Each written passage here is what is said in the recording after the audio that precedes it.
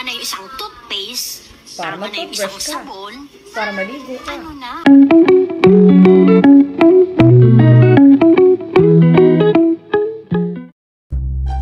Hello po mga kakuratsa, mapagpalang araw po sa ating lahat. Ngayong araw po na to ay may bisita tayo. Gagawa tayo ng reaction video kay sa ating panauhin na si Inday na walang kadangal-dangal. Panauhin walang kadangal-dangal. Peace, Inday. Hindi ko alam pangalan mo eh. Gusto ko tayong maging friend. Ka na siguro. Pakinggan po natin ang kanyang masasabi. Mga OFW kayo, makinig-kinig naman kayo. Alam nyo ba na kaming nandito sa Pilipinas ang taas-taas ng tingin namin sa inyo? Well and good. Mataas ang tingin mo sa mga OFW. Dapat sa lahat naman ng tao, marunong tayo rumispeto, di ba? Kahit hindi OFW, kahit OFW, kahit simpleng tao, mayaman, mahirap, pantay-pantay. O sige, tapos Yung tipong yayamanin, yung tipong maraming pera, yung tipong nabibili yung gusto, ganon. bakit nanggigigil ka? Magsumikap ka rin para maging yayamanin ka, mabili mo yung gusto mo, dumami ang pera mo, di ba? Magtrabaho ka maigi para dumami ang pera mo. Kasi nga, kapag nagpipicture kayo, mga branded, ganon, samantalang kami na nandito sa Pilipinas, napapasana all na lang kami. Branded man yan o hindi, karapatan ng mga taong mag-post kung anong gusto nilang i-post, di ba? Karapatan mo din yan na i-post yung ganyan. Kaya lang, ang nakakaano dun ay tinitira mo yung mga OFW na wala namang ginagawa, di ba? Walang ginagawang masama sa'yo. Yan po. Nawawala-wala yung aking. Hindi pa kasi ako sanay ng ganitong reaction video, kaya nawawala-wala ako. Bear with me mga kakuratsa.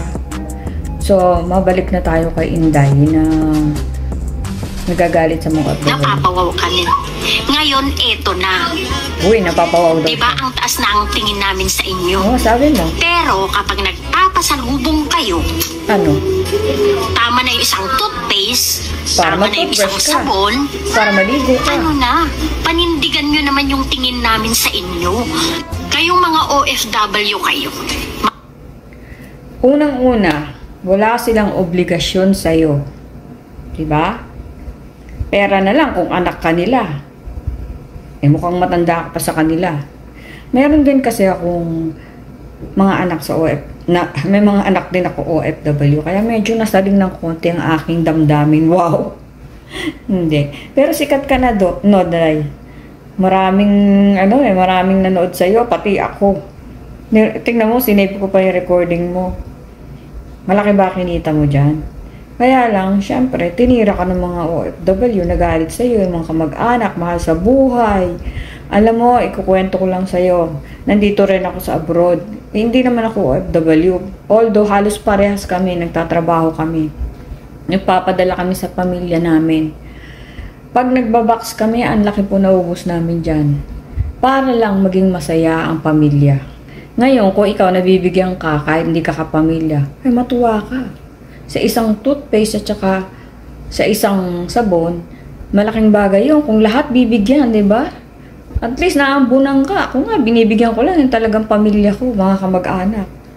Di ba? Bihira yung kasi nga malaking gastos. Mahirap mag-pack, nakakapagod, may bayad yung pag-ship. Yun. Nagpa-practice pa lang po ako. Magre-reaction video. Wow, bago to. Kararating ko lang galing trabaho. Hindi pa ako kumakain. Iniisip ko lang paano ko makakapag-react na nandyan din si Inday. Day, friend tayo. Friend tayo. Hi, Inday. Sikat ka na. Alam ko naman na kaya mo lang ginawa para kumita o sumikat. Pero mali pa din. Kasi marami nagalit sa'yo. Diba? Lahat ng paghihirap ng mga OFW para lang maibigay yung gusto, yung kailangan ng pamilya, mapasaya.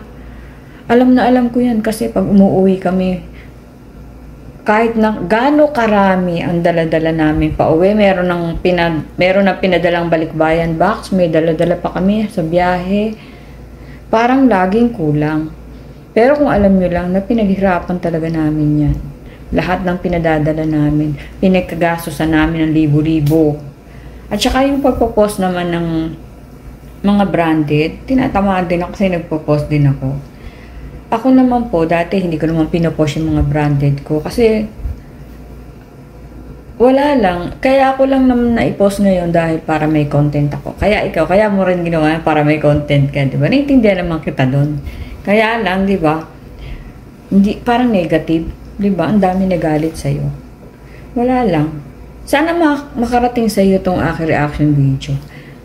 Ano bang gusto mo pasalubong pag umuwi ako ng Pilipinas? Gusto mo ba ng Louis Vuitton? Or Prada? Or Herpes? Or anong gusto mo, Day? Baka sakaling kaya nating ibigay. Ay, nako, naloka ako sa iyo. Pero, yun. So, ayun lang po mga Hakuratsa. Nag-react lang ako sa video ni... Hindi ko kasi alam pangalan mo, kaya Day na lang tawag ko kasi mukha ka namang Inday. Hindi, joke na. Hindi po nagbibiro lang ako. Good vibes lang tayo. Gusto mo... message mo ako, baka tingin ko naman mukha ka nang mabait, kaya lang gusto mo lang sumikat, no? Ako din gusto ko sumikat kaya makikisakay ako ngayon sa'yo. Small time YouTuber lang ako. So, yun lang mga Hakuratsa. Yung sa mga OFW na nag-react, karapatan nyo yan. Ako nga nag-react din naman OFW, di ba? Kasi si Inday, gigil na gigil. Kayong mga OFW kayo. Parang maginawa kasalanan sa kanya. Kayo mo, OFW kayo. Ayun lang po, good vibes lang tayo. Tsaka, ano lang. Enjoy lang natin ang buhay. Gawa tayo na maganda. Magsalita tayo na maganda sa kapwa natin. At triple pong babalik yan. Gumawa tayo ng kabutihan. Maliit lang o malaki sa araw-araw. Pag maiipon din yan, yung kabutihan eh. So, lagi ko nga sinasabi sa channel ko, bakit karamihan na magaganda, yun ang mababait. Ngayon, kayo na magsabi kung maganda ba si Inday. Siguro pag naging mabait ka, Inday, magiging maganda ka. Ingat lang po tayo lahat. Salamat po sa panonood. God bless us all. Inday! Kontakin mo ako, Day. Peace.